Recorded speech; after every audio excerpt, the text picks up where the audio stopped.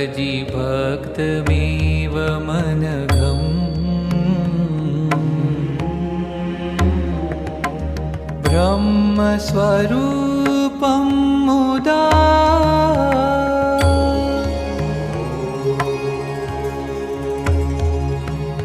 वन्दे यज्ञपुरुषदास चरणम्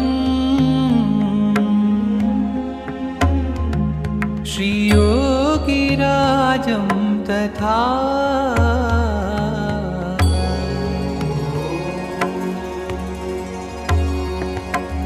वन्दे श्रीप्रमुखं महन्तगुणिनम्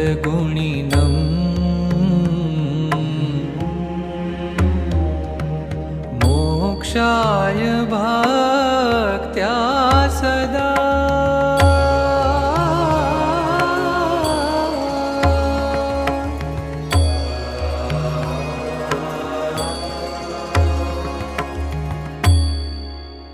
અક્ષર બ્રહ્મ ગુણાતીત સત્રના દ્વિતીય દિને આપ સૌનું હાર્દિક સ્વાગત છે.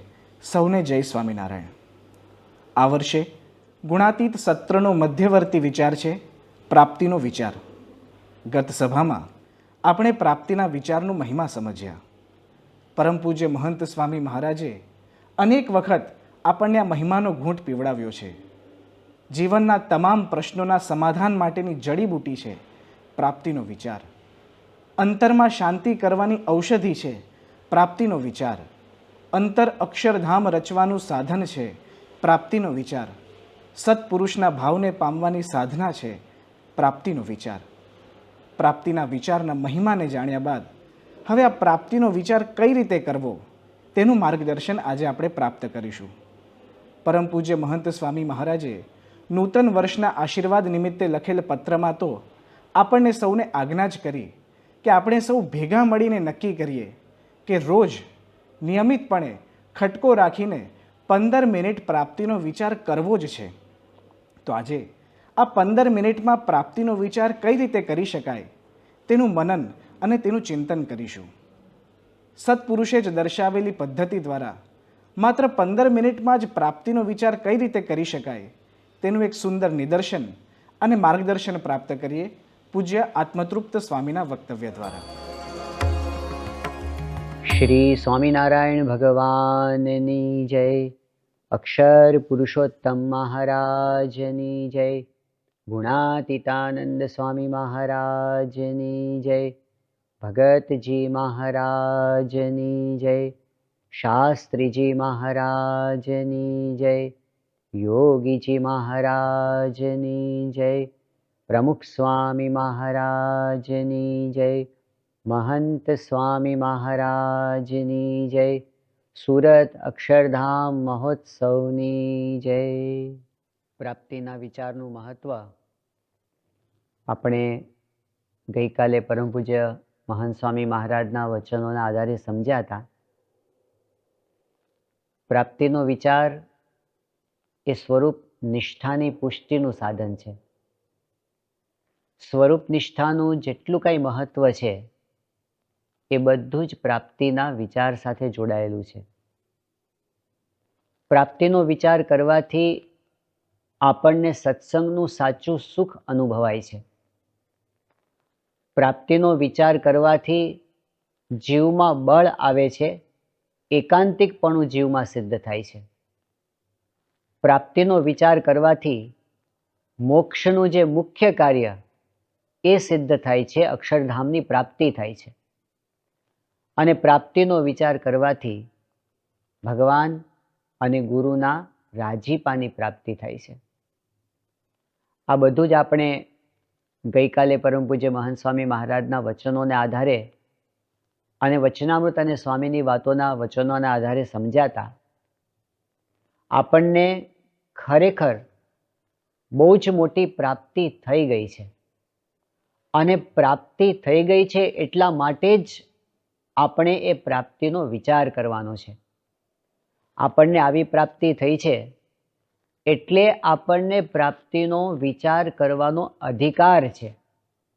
અને આપણને આવી પ્રાપ્તિ થઈ છે એટલે જ પ્રાપ્તિનો વિચાર કરવો એ આપણી ફરજ પણ છે. આજે આ પ્રાપ્તિનો વિચાર કઈ રીતે કરી શકાય એ આપણે સમજવાના છીએ. પરમ પૂજ્ય મહંત સ્વામી મહારાજે પ્રાપ્તિનો વિચાર કઈ રીતે કરવો એ વિશે સમયે સમયે જે માર્ગદર્શન આપ્યું છે એને આજે આપણે સંકલિત સ્વરૂપમાં સમજવાના છીએ. વચનામૃત અને સ્વામીની વાતોમાં આ પ્રાપ્તિનો વિચાર કરવા વિશે જે માર્ગદર્શન આપ્યું છે એને પણ આપણે સાથે સાથે સમજતા જઈશું. પ્રાપ્તિનો વિચાર બે વિભાગમાં સમજી શકાય. પહેલો ભાગ છે પ્રાપ્તિને સમજવી અને બીજો ભાગ છે પ્રાપ્તિને માણવી. પ્રાપ્તિને સમજવી કઈ રીતે?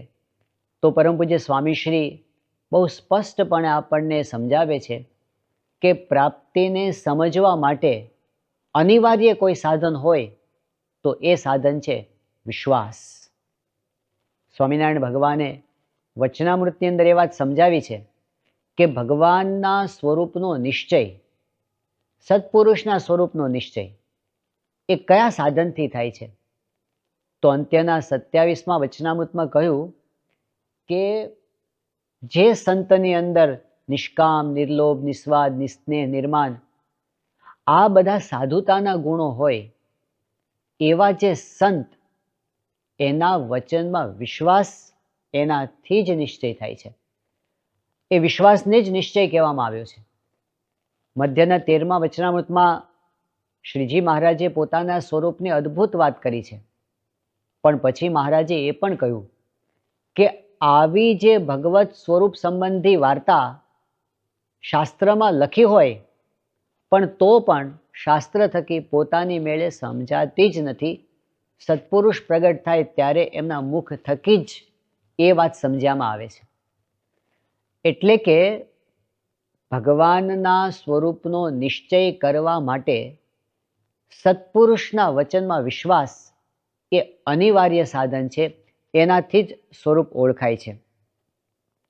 પરમ પૂજ્ય મહંત સ્વામી મહારાજે પ્રાપ્તિને સમજવા માટે આ વિશ્વાસની અનિવાર્યતા ઉપર જે વાત કરી છે, આપણે અત્યારે તેઓના મુખે જ આ વાત સમજીએ. પ્રાપ્તિ એ અનુભવી હોય તો સમજવી હોય, તર્ક વિતર્ક કામમાં નથી આવતા, તેમજ બુદ્ધિ કામમાં નથી આવતી, શાસ્ત્રો કામમાં નથી આવતા. શાસ્ત્રો સમજાવનારા જોઈએ. અને મહારાજે કહ્યું જે ભક્તિવાળો ના હોય એ ભાગવતમાંથી પણ ભગવાન નિરાકાર સમજે. એટલે શાસ્ત્રો કામમાં નથી આવતા, તો અનુભવ પણ કામમાં નથી આવતો. કેમ કે આપણો અનુભવ પારલૌકિક ક્યાં છે? આપણો અનુભવ એટલે પ્રમુખ સ્વામી કે યોગી આપણા સાથે આપણે રહ્યા તો એવા કંઈ આપણે અનુભવ નથી થયા. રૂવાણામાં બ્રહ્માંડો ઉડાય એવું એ જાતનું તો કે જે ભગવાન પણ થાય આપણને અનુભવ નથી. અનુભવ થયા છે તેઓ તો બીજા પણ કરાવી શકે, પણ આ રીતનું જે આપણે કહીએ એ રીતનો અનુભવ થયો નથી. એટલે પ્રાપ્તિને સમજવા માટે, અનુભવવા માટે કેવળ વિશ્વાસ. વિશ્વાસ એ બીજા કોઈ સાધને કામમાં ના આવે. તો 1000 સાધન ઊભા કરો ને, આ પુરુષ ના સમજાય. મનુષ્ય રૂપે છે એટલે બહુ મુશ્કેલ એવી વાત છે. એટલે આમાં કોઈ તમારે સાધન, બુદ્ધિ, શાસ્ત્ર કંઈ કામમાં આવ્યું નથી, વિશ્વાસ જ. પરમ પૂજ્ય મહંત સ્વામી મહારાજે આપણને સમજાવ્યું કે જો પ્રાપ્તિને સમજવી હોય, પ્રાપ્તિને માણવી હોય તો એમાં બુદ્ધિ કામ નથી લાગતી, તર્ક વિતર્ક કામ નથી લાગતા. પ્રાપ્તિને સમજવી અથવા માણવી હોય તો એમાં શાસ્ત્રો પણ ટૂંકા પડે છે. અને પ્રાપ્તિને સમજવી અને માણવી હોય તો એમાં આપણા અનુભવ પણ ટૂંકા પડે છે. આ જે 3 વાત સ્વામીએ કરી કે આપણી બુદ્ધિ અથવા તર્ક, શાસ્ત્રો અને ત્રીજો અનુભવ, એ 3 સાવ કામ નથી લાગતા એવું નથી. એ 3 આપણને ઉપયોગી થઈ શકે. મુખ્ય તો વિશ્વાસ છે. વિશ્વાસની પુષ્ટિ માટે આ ત્રણે ત્રણ ઉપયોગી થઈ શકે. અંતે તો જે સ્વરૂપ નિષ્ઠા થાય છે એ વિશ્વાસથી જ થાય છે. આપણે સત્સંગનો ઇતિહાસ જ્યારે આપણે જોઈએ ત્યારે એ વાત આપણને બહુ સ્પષ્ટપણે દેખાય છે કે જેને જેને સ્વરૂપ નિષ્ઠા દ્રઢ થઈ છે વિશ્વાસથી થઈ છે. ઉદાહરણ તરીકે આપણે જોઈએ તો સ્વામિનારાયણ ભગવાનના વખતમાં સદગુરુ મુક્તાનંદ સ્વામીએ સહજાનંદ સ્વામીને પહેલેથી જોયા હતા. નીલકંઠ વર્ણિની સાધુતા જોઈતી, નીલકંઠ વર્ણિનું ઐશ્વર્ય પ્રતાપ, આ બધું જ એમણે જોયું હતું. પરંતુ ધર્મધુરા ધારણ કર્યા પછી જ્યારે શ્રીજી મહારાજે સમાધિ પ્રકરણ ચાલુ કર્યું એ વખતે એમના મનના તર્કો એમને નડવા માંડ્યા. એમને થયું કે આ નવા નવા સહજાનંદ સ્વામી ગાદી પર આવ્યા છે અને સમાધિના નામે કંઈક જુદું કરાવે છે. સમાધિ કંઈ શક્ય છે? દ્રષ્ટિ કરીને સમાધિ થઈ જાય, છડી અડાડીને સમાધિ થઈ જાય, આવું તો કંઈ શક્ય છે? સમાધિ તો બહુ દુર્લભ વસ્તુ છે.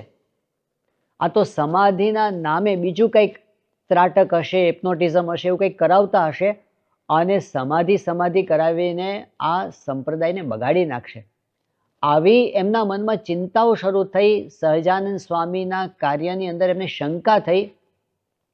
ઠપકો આપવા માટે આવ્યા. મહારાજને મેઘપુરમાં મળ્યા, ઠપકો આપ્યો.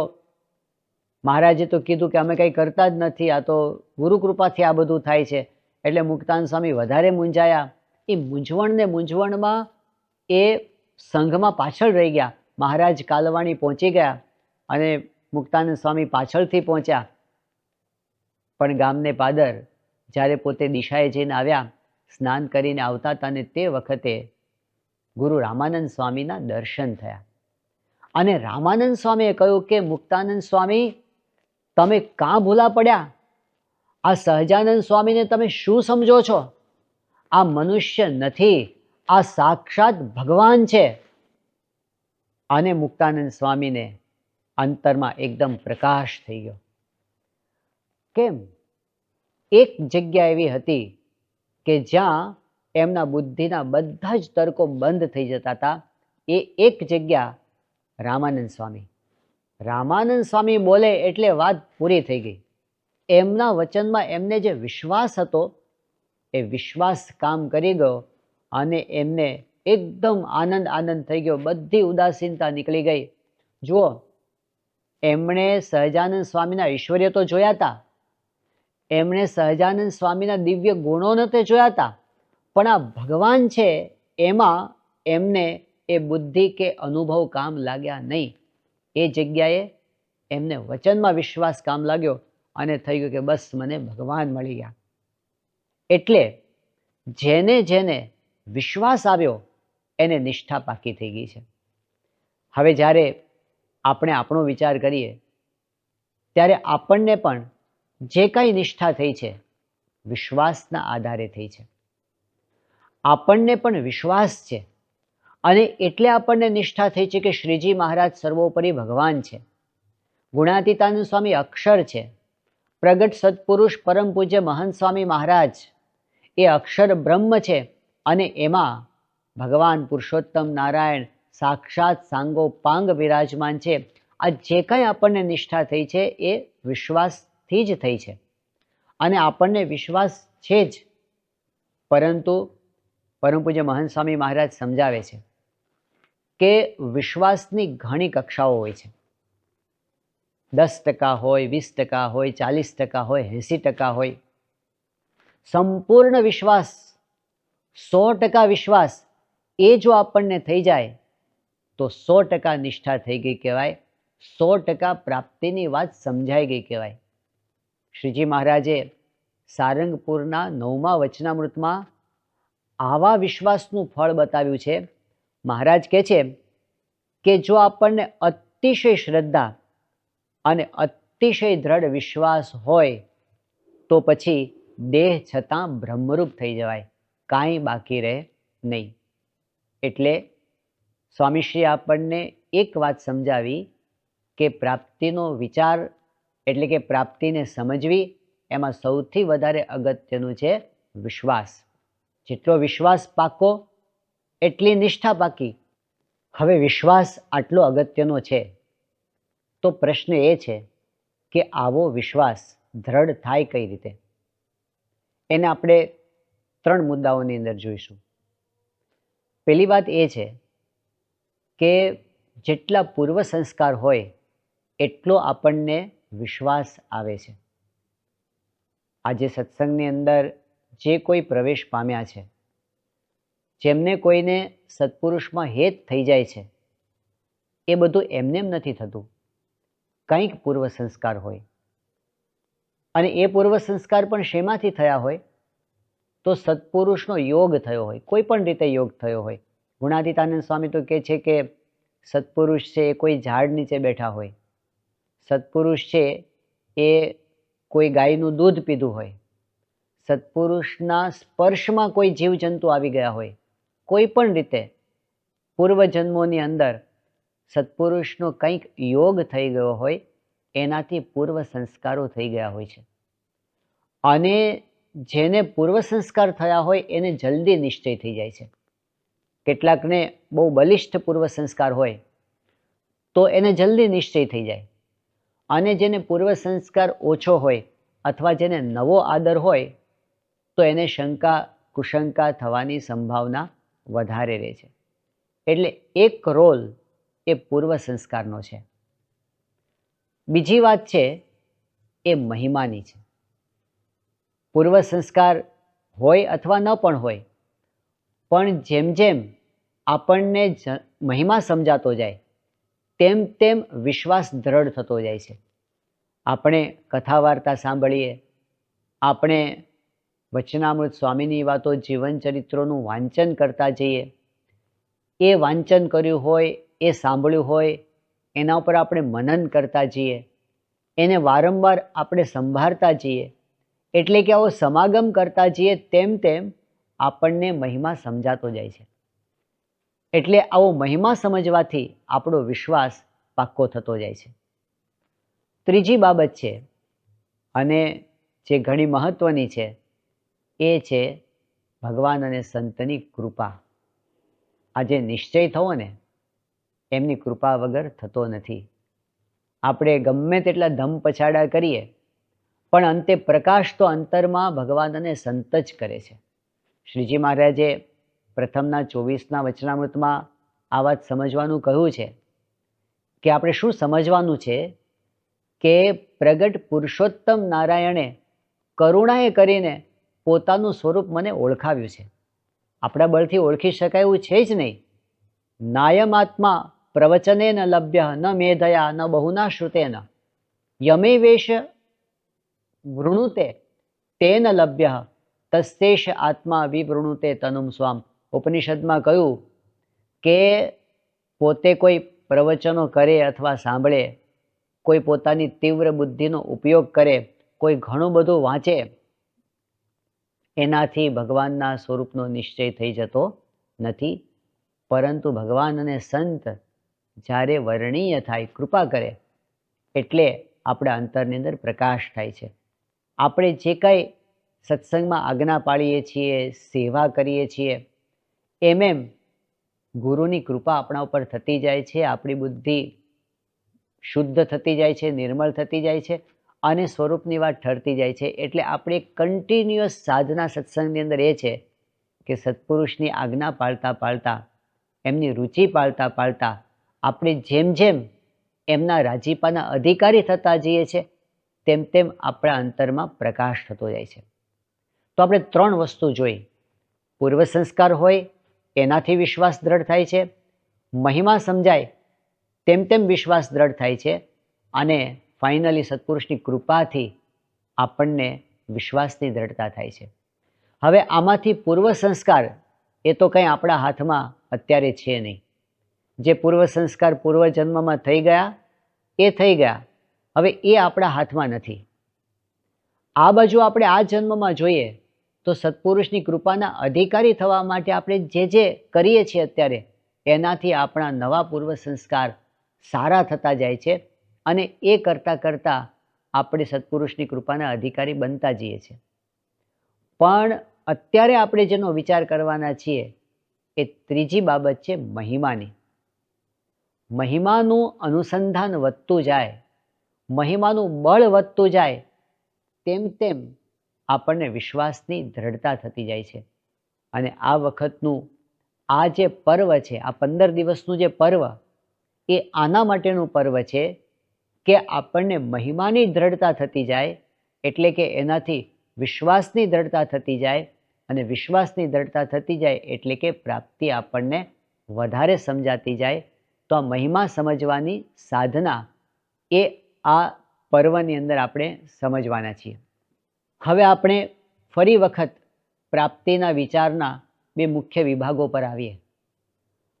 પ્રાપ્તિના વિચારમાં બે બાબત આવે છે, પ્રાપ્તિને સમજવી અને પ્રાપ્તિને માણવી.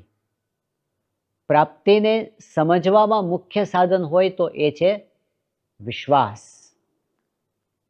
હવે આ વિશ્વાસની દ્રઢતા થાય એના માટે આપણે શું કરવાનું છે? તો એના માટે આપણે મહિમા વિશે સમજવાનું છે.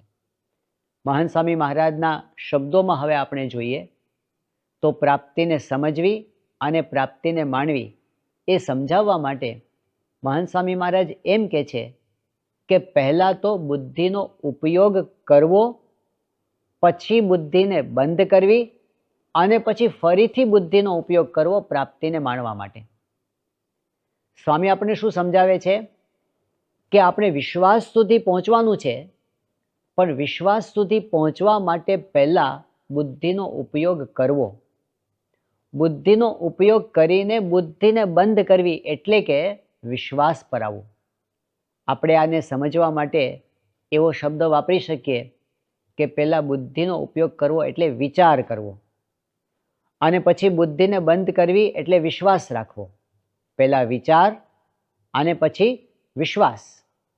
પછી સ્વામી કીધું ફરીવાર બુદ્ધિનો ઉપયોગ કરવો પ્રાપ્તિને માણવા માટે, એટલે એના માટે આપણે શબ્દ રાખી શકીએ કૃતાર્થપણું. તો પ્રાપ્તિના વિચારને 3 ભાગમાં આપણે સમજી શકીએ: વિચાર, વિશ્વાસ અને કૃતાર્થપણું. વિચાર અને વિશ્વાસ એ પ્રાપ્તિને સમજવા માટે છે, અને કૃતાર્થપણું છે એ પ્રાપ્તિને માણવા માટે છે. તો આપણે પ્રાપ્તિને સમજવા માટેના જે 2 ભાગ છે એને પહેલાં જોઈએ. સૌથી પહેલાં મહાન સ્વામી મહારાજે કીધું છે કે વિચારથી વિશ્વાસની દ્રઢતા થાય છે. પરમ પૂજ્ય મહાન સ્વામી મહારાજે આ માટે જે વાત કરી છે એ આપણે એમના શબ્દોમાં સાંભળીએ. એટલે આમાં કોઈ તમારે સાધન, બુદ્ધિ, શાસ્ત્ર કંઈ કામમાં આવ્યું નથી. વિશ્વાસ જ. વિશ્વાસનું પણ કારણ છે, એમ કાંઈ અંધશ્રદ્ધાની વાત નથી. સાવ જે સ્વામી બાપા ભેગા આપણે રહીએ છીએ, આપણે અનુભવ થાય છે, એમને આપણે કેટલો જમીન આસમાનનું અંતર પડે છે, એમનું વર્તન આપણું વર્તન. આપણે જરી એ બાબતમાં લેવાઈ જઈએ, એક કોઈ 2 શબ્દ મારે ઊંધા પડી જઈએ, 4 ગુલાટ ખાઈ જઈએ. કેટલા ધીર સ્થિર, આમ આટલી જવાબદારી છે. આપણે તો એક જરાક આટલી જવાબદારી, જરાક એક પ્રશ્ન આવે તો હલી જઈએ. આખે સંપ્રદાય 700 સાધુ, બધાની જવાબદારી છે. આટલું બધું છે તો હળવા ફૂલ, ભલે મનુષ્ય રૂપે વર્તે પણ તો એમાં બુદ્ધિશાળીને ફેર ખ્યાલ તો આવે, એટલે એનું વર્તન દેખાઈ આવે. અને વિશ્વાસ રાખવા જેવા પુરુષ છે એવું કંઈ નથી. આમ સત્સંગ પર ઢાળો જો, આ બધું બંધારણ જો, અંદર જે આપણે રહેણી કહેણી જો, બધું જ તમને આમ જો એક શુદ્ધ બુદ્ધિથી જરા ઠરીને વિચાર કરો તો ચોખ્ખું લાગે છે, પ્રાપ્તિ દેખાય આપણને. કંઈ અધ્ધરતા નથી આ બધી વાત.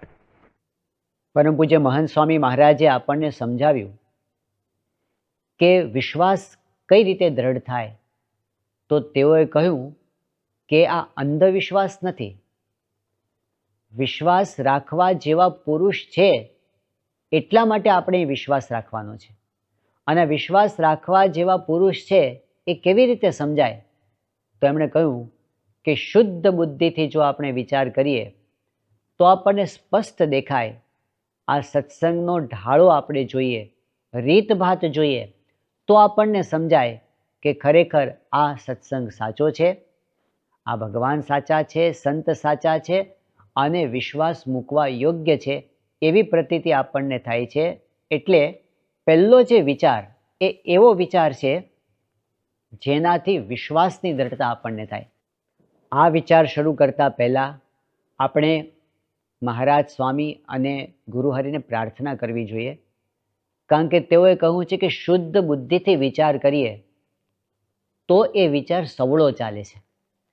તો આપણે પહેલાં એ પ્રાર્થના કરવી જોઈએ કે હે મહારાજ, હે સ્વામી, હું પ્રાપ્તિનો વિચાર કરવા બેસું છું, પણ મારી બુદ્ધિમાં પ્રકાશ કરજો અને મારી બુદ્ધિ સવળી ચાલે એવી કૃપા કરજો.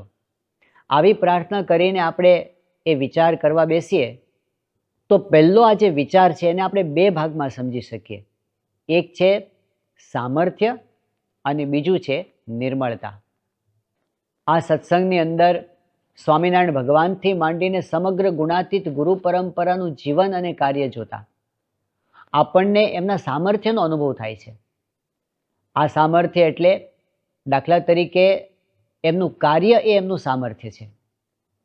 અસાધારણ કાર્યો એમના સંકલ્પ માત્રથી સિદ્ધ થતા આપણે અનુભવ્યા છે, અશક્ય કાર્યો સિદ્ધ થતા અનુભવ્યા છે.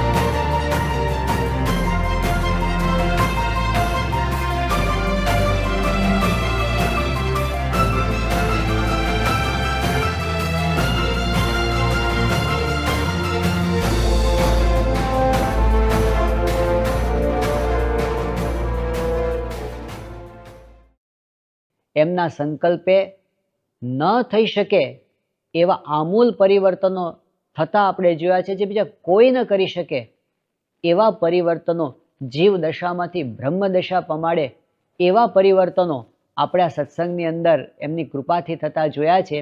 એટલે એ એમનું સામર્થ્ય છે, એમનું દિવ્ય ઐશ્વર્ય આપણે જોયું છે. સ્વામિનારાયણ ભગવાનનું જે સમાધિ પ્રકરણ, શાસ્ત્રીજી મહારાજે કરાવેલું જે સમાધિ પ્રકરણ, એમના સાનિધ્યમાં આપણે એમની સર્વજ્ઞતાનો અનુભવ કર્યો છે. અંતકાળે દર્શન આપીને ધામમાં લઈ જાય અને એનો અનુભવ બધાને થાય. આ ખુલ્લો ઉઘાડો પ્રતાપ આપણે આ સત્સંગના ઇતિહાસની અંદર જોયો છે. એનાથી આપણને ખબર પડે છે કે એમનું કેવું અલૌકિક સામર્થ્ય છે. એમના યોગમાં આવતા જે દૈવી જીવોને દિવ્ય પ્રભાવનો અનુભવ થાય છે એ આપણને સમજાવે છે કે એમનું સામર્થ્ય કેવું છે. તો આવા સામર્થ્યના અગણિત પ્રસંગો છે, એનો વિચાર કરતાં કરતાં આપણને વિશ્વાસની દ્રઢતા થાય છે. વિચારની અંદર બીજો જે ભાગ છે એ એમની નિર્મળતા છે. નિર્મળતા એટલે એમના દિવ્ય ગુણો. સત્પુરુષમાં અનંત દિવ્ય ગુણો છે જેનો આપણે અનુભવ કર્યો છે. મહારાજથી લઈને સમગ્ર ગુણાતીત ગુરુ પરંપરાના જીવનની અંદર આપણને દેખાય છે કે આ લોકના સુખમાં એમને લેશ માત્ર પ્રીતિ નથી. અત્યંત નિર્વાસનિકતા, અત્યંત અનાસક્તિ આપણને એમના જીવનમાં પ્રત્યક્ષ દેખાય છે. આપણને દેખાય છે કે પોતાના ઈષ્ટદેવ અને ગુરુના વચનમાં સાર ધાર વર્તવું, એમના વચનમાં ક્યારેય ફેર પડવા દેવો નહીં, એવી વર્તનની દ્રઢતા આપણને એમનામાં દેખાય છે. આપણને એમના જીવનની અંદર દેખાય છે કે આટલા બધા ગુણોના ધામ હોવા છતાં પણ, આટલા બધા ઐશ્વર્યના નિધિ હોવા છતાં પણ લેશ માત્ર અહંકાર નથી. એમની અહમ શૂન્યતા આપણને દેખાય છે. એમનું નિર્દંભપણું આપણને અનુભવાય છે. કોઈ દિવસ પોતાની મોટપ વધારવા માટેનો પ્રયત્ન એમણે કર્યો નથી. પોતાની મોટપને ઢાંકીને વર્તે છે. એમની અજાત શત્રુતા આપણે અનુભવી છે. કોઈ ગમે તેટલું તેનું ખરાબ કરે એનું પણ ભલું જ ઈચ્છે અને ભલું જ કરે. અરે એકાંતમાં પણ એનું ખરાબ ન ઈચ્છે અને એનું સારું થાય એવો પ્રયત્ન કરે, અને સારું થયા પછી કે સારું કર્યા પછી જણાવે પણ નહીં કે મેં તમારા માટે કેટલું કર્યું છે. એવી શુદ્ધ ભાવનાની દ્રઢતા, કોઈને પાછા પાડવાની વાત નહીં, કોઈને દબાવવાની વાત નહીં, કોઈને બતાવી દેવાની વાત નહીં. એમના કાર્યની અંદર શુદ્ધ ભાવ આપણે જોયો છે, નિર્મત્સરતા આપણે જોઈ છે, કોઈ સ્પર્ધાનો ભાવ આપણે જોયો નથી. આ એમના હૃદયને જેમ જેમ આપણે સમજતા જઈએ, એમની દિવ્ય કરુણાને આપણે સમજતા જઈએ, તેમ તેમ આપણને વિશ્વાસ દ્રઢ થાય છે કે આ સંત સાચા સંત છે. અહીં વિશ્વાસ નહીં મૂકીએ તો બીજે ક્યાં વિશ્વાસ મૂકીશું, એવી આપણને દ્રઢતા થતી જાય છે. એટલે પહેલો ભાગ, વિચારનો ભાગ, એ એવો વિચાર છે જેનાથી આપણા વિશ્વાસની પુષ્ટિ થાય છે. આ વિચાર એટલા બધા એના પેટા વિષયો છે કે આપણે જેટલો વિચાર કરવો એટલો કરી શકીએ, એનો અંત જ આવે તેમ નથી. પરંતુ આપણે જ્યારે પ્રાપ્તિનો વિચાર કરવા બેઠા હોઈએ ત્યારે સમયની મર્યાદા પ્રમાણે આ જે પહેલો ભાગ છે એમાંથી એકાદ વસ્તુને આપણે ઉપાડીને, એકાદ ગુણને ઉપાડીને, અથવા તો એકાદ સામર્થ્યની વાત ઉપાડીને આપણે એના ઉપર વિચાર કરી અને એ પાક્કું કરીએ કે આ પુરુષ સાચા છે, વિશ્વાસ મૂકવા યોગ્ય છે. આટલું કરીએ એટલે પહેલું પગથિયું પૂરું થયું કહેવાય. હવે આપણે આવીએ છીએ બીજા પગથિયા ઉપર.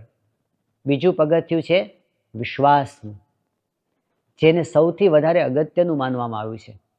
કારણ કે વિશ્વાસથી અલૌકિક સ્વરૂપનું દ્વાર ઉઘડે છે. આપણે ગમે તેટલું આપણી ઇન્દ્રિયોથી, આપણી બુદ્ધિથી પ્રત્યક્ષ ભગવાન અને સંતના સ્વરૂપને સમજવાનો પ્રયત્ન કરીએ, પણ એ કોણ છે ત્યાં સુધી આપણી બુદ્ધિ પહોંચી શકે તેમ જ નથી. એટલે હવે વાત આવી બુદ્ધિને બંધ કરવાની અને જે કે છે એવાને એવા સ્વરૂપમાં સ્વીકારવાની.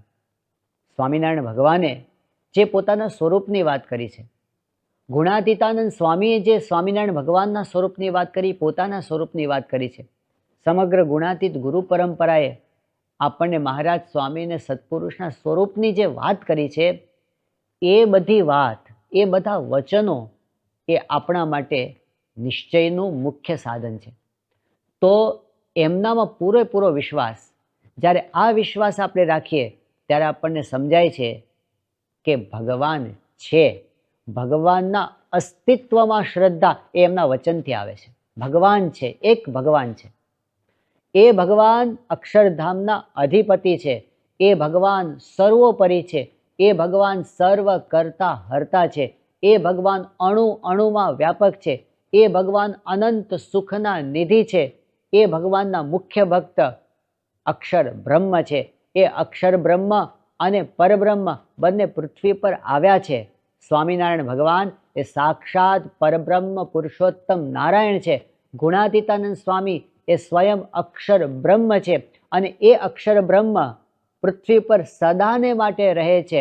આ ગુણાતીત ગુરુ પરંપરા એ સાક્ષાત અક્ષર બ્રહ્મ તત્વ છે. અક્ષરની અંદર પુરુષોત્તમ રોમે રોમમાં રહ્યા છે. એટલે પ્રગટ સત્પુરુષ એ સાક્ષાત અક્ષર બ્રહ્મ છે અને એના રોમે રોમમાં પરબ્રહ્મ પુરુષોત્તમ નારાયણ સાક્ષાત રહ્યા છે. એટલે આપણને અત્યારે આ પૃથ્વી ઉપર પ્રગટ અક્ષર પુરુષોત્તમ મહારાજની પ્રાપ્તિ મહંત સ્વામી મહારાજ સ્વરૂપે થઈ છે.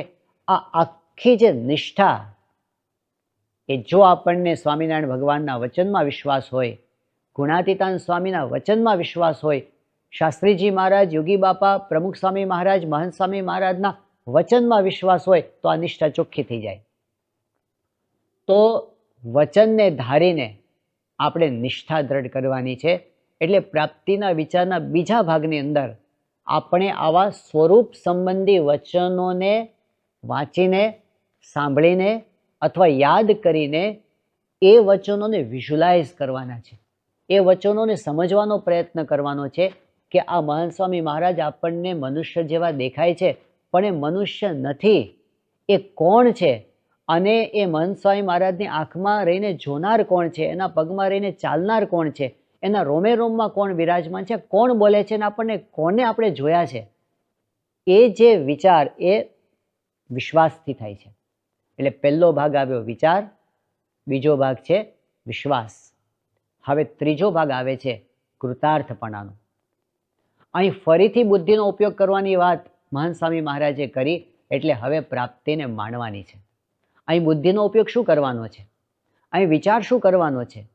અહીં વિચાર એ કરવાનો છે કે આ વાત જો ખરેખર સાચી છે તો આપણે કેટલા ભાગ્યશાળી છીએ. પહેલો વિચાર તો એ કરવાનો છે કે આ પ્રાપ્તિ થઈ ગઈ એ નાની ઘટના નથી બની. આ બહુ જ મોટી વાત આપણા જીવનમાં બની ગઈ છે. જે શબ્દો મહંત સ્વામી મહારાજ કહે છે કે અનંત કલ્પોમાં કોટી કલ્પ પસાર થયા અને જે પ્રાપ્તિ નથી થઈ એ આપણને અત્યારે થઈ ગઈ છે. અને આપણા કાંઈ સાધન નથી, આપણી કોઈ લાયકાત નથી. આપણી કોઈ લાયકાત થઈને આટલી મોટી પ્રાપ્તિ થઈ ગઈ. એટલે પહેલું તો બહુ જ મોટી ઘટના આપણા જીવનમાં બની ગઈ છે એ વિચાર આપણે રોજ કરવાનો છે. બીજી વસ્તુ, આપણા જીવનમાં આપણે જે નાના મોટા પ્રશ્નો, નાની મોટી સમસ્યાઓનો અનુભવ કરીએ છીએ, જે આપણને રૂંધી રાખે છે, આપણા વિચારોને રોકી રાખે છે, જે આપણને બાંધેલા રાખે છે, જે આપણને રોજ કંઈક ચિંતા અને દુઃખનો અનુભવ કરાવે છે, એ પ્રશ્નો તો છે, સાચા પ્રશ્નો છે. પણ મહંત સ્વામી મહારાજ કહે છે પ્રાપ્તિ હિમાલય જેટલી, આપણા બધા પ્રશ્નો ઢેફા જેવડા છે. એટલે કે આ પ્રાપ્તિને સામે જોતા આ પ્રશ્નોની કોઈ કિંમત નથી. એવી રીતે પ્રશ્નોને ને પ્રાપ્તિને ભેગા રાખી અને પ્રાપ્તિ કેટલી મોટી છે એનો વિચાર કરવો, પ્રશ્નોના વિચારોમાંથી, ગૂંચવાડામાંથી બહાર આવવું, આ પણ રોજ કરવાનું છે.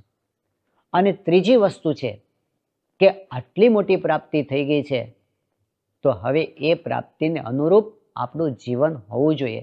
જો આપણે રાજાના કુંવર થયા તો પછી જેમ તેમ આપણે ન જીવવાનું હોય. આપણે જ્યારે પ્રગટ ભગવાનની પ્રાપ્તિ થઈ ગઈ ત્યારે હવે આપણે પણ એને અનુરૂપ, એને છાજે એવું ગૌરવવંતું જીવન આપણે જીવવું છે.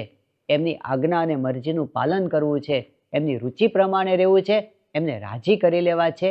એવી રીતે જે આપણે વિચાર કરીએ એ કૃતાર્થપણાનો વિચાર છે. એટલે આપણે 3 ભાગની અંદર ફરી જોયું, વિચાર, વિશ્વાસ અને કૃતાર્થપણું. આ રીતે આપણે પ્રાપ્તિનો વિચાર કરી શકીએ. હવે આપણને પરમ પૂજ્ય સ્વામીશ્રી એવી વાત કરે છે કે 15 મિનિટ પ્રાપ્તિનો વિચાર કરવો. તો આપણને ઘણીવાર એ પ્રશ્ન થતો હોય છે કે 15 મિનિટમાં શું કરવું એ આપણને સમજાતું નથી.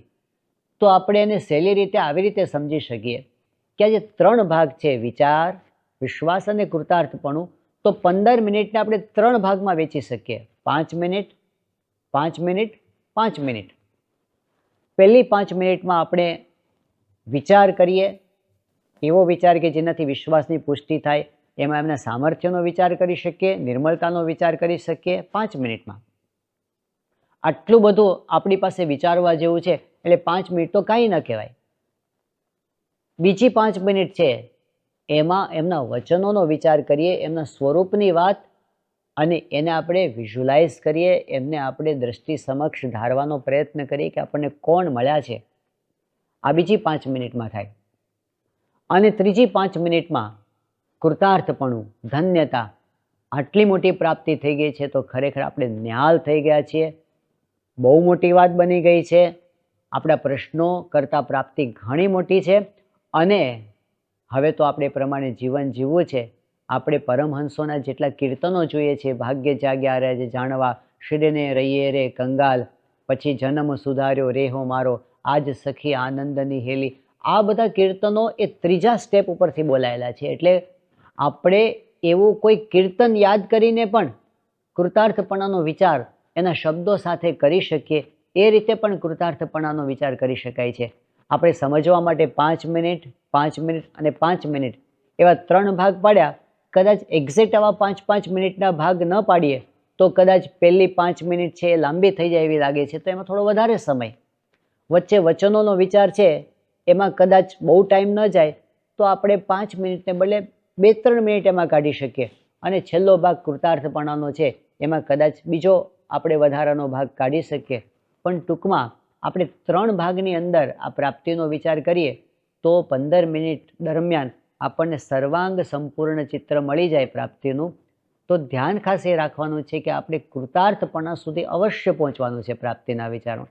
કારણ કે પ્રાપ્તિનો સાચો આનંદ, સાચું ફળ એ કૃતાર્થપણામાં પડેલું છે. એટલે આપણે ત્યાં સુધી પહોંચવાનું છે. છેલ્લી કેટલીક વાત આપણે જોઈ લઈએ કે આ આપણે વિચાર, વિશ્વાસ અને કૃતાર્થપણું 3 ભાગ જોયા અને આ ક્રમ જોયો. પણ આ જ ક્રમમાં જવું જ એવું અનિવાર્યપણું નથી. દરેક વ્યક્તિ પોતપોતાના અંગ પ્રમાણે પ્રાપ્તિનો વિચાર કરી શકે.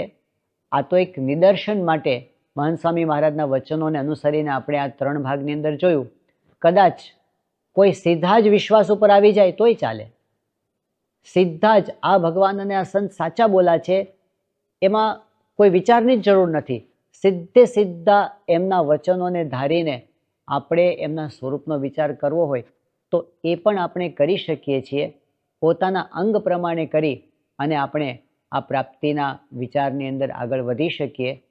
હવે પછીના દિવસોની અંદર રોજ આપણે આ ક્રમની અંદર પ્રાપ્તિના વિચારનો અભ્યાસ કરવાના છીએ.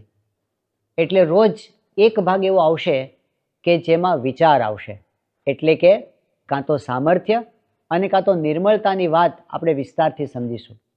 દરરોજ બીજા ભાગની અંદર આપણે એમના વચનોને ધારીશું જેમાં એમના સ્વરૂપની વાત આવતી હોય. અને દરરોજ એમના કૃતાર્થપણાનો વિચાર આપણે કરીશું કે આપણે કેટલા ભાગ્યશાળી થઈ ગયા, આપણે ખરેખર ધન્ય થઈ ગયા. એ પ્રાપ્તિનો આનંદ આપણે માણીશું. એટલે આમ જુઓ તો હવે પછીના દિવસો એ રોજ એક સર્વાંગ સંપૂર્ણ પ્રાપ્તિના વિચારનો અભ્યાસ હશે. અને રોજ એનું એક એક નમૂનો, એક એક સેમ્પલ એ આપણે માણતા જઈશું. જેના આધારે આ 15 દિવસના અંતે આપણી પાસે એવી ઘણી સ્પષ્ટતા હશે કે આપણે જ્યારે પ્રાપ્તિનો વિચાર કરવા બેસીએ ત્યારે આપણે સહેલાઈથી એમાં પ્રવેશ કરી શકીએ અને એનો લાભ લઈ શકીએ. તો આજે આપણે ગુરુહરિ મહંત સ્વામી મહારાજના ચરણોમાં એ જ પ્રાર્થના કરીએ કે આપે જે અમને પ્રાપ્તિના વિચારની દિશા બતાવી છે એ પ્રાપ્તિના વિચારમાં અમે આગળ વધી શકીએ. આપની કૃપાથી અમારી બુદ્ધિ શુદ્ધ થાય, નિર્મળ થાય, પ્રકાશ થાય એ બુદ્ધિની અંદર અને આપના સ્વરૂપને અમે સમજી શકીએ. શ્રી સ્વામિનારાયણ ભગવાનની જય. ભગવાન અને સંતની નિર્મળતા અને સામર્થ્યની અનુભૂતિ દ્વારા તેઓના સચ્ચાઈનો વિચાર, સત્પુરુષોના વચનના વિશે વિશ્વાસ અને તે દ્વારા તેઓનું સ્વરૂપ સમજવું અને કૃતાર્થતાના વિચાર દ્વારા પ્રાપ્તિને માણવી, આ 3 પગથિયા દ્વારા આપણે પ્રાપ્તિનો વિચાર કઈ રીતે કરી શકીએ છીએ તેનું સુંદર માર્ગદર્શન આજે આપણે પ્રાપ્ત કર્યું. આ ગુણાતીત સત્રની આવનારી સભાઓમાં પણ આ 3 પગથિયા દ્વારા જ પ્રાપ્તિના વિચારને આપણે વધુ સ્પષ્ટ કરતા જઈશું. આવનારી સભામાં ભગવાન સ્વામિનારાયણનું સામર્થ્ય અને તેમની પ્રતિ થતી સચ્ચાઈ, તેઓનું દિવ્ય અલૌકિક સ્વરૂપ અને તેમના સાનિધ્યમાં પરમહંસોને થયેલી કૃતાર્થતાની દિવ્ય અનુભૂતિને આપણે સમજીશું અને તે દ્વારા પ્રાપ્તિનો વિચાર આપણે કઈ રીતે કરી શકીએ તેનું સુંદર માર્ગદર્શન પ્રાપ્ત કરીશું. તો આવતી સભાનો પણ આપણે અવશ્ય લાભ લઈએ એ સૌને વિનંતી છે. ત્યાં સુધી સર્વને જય સ્વામિનારાયણ.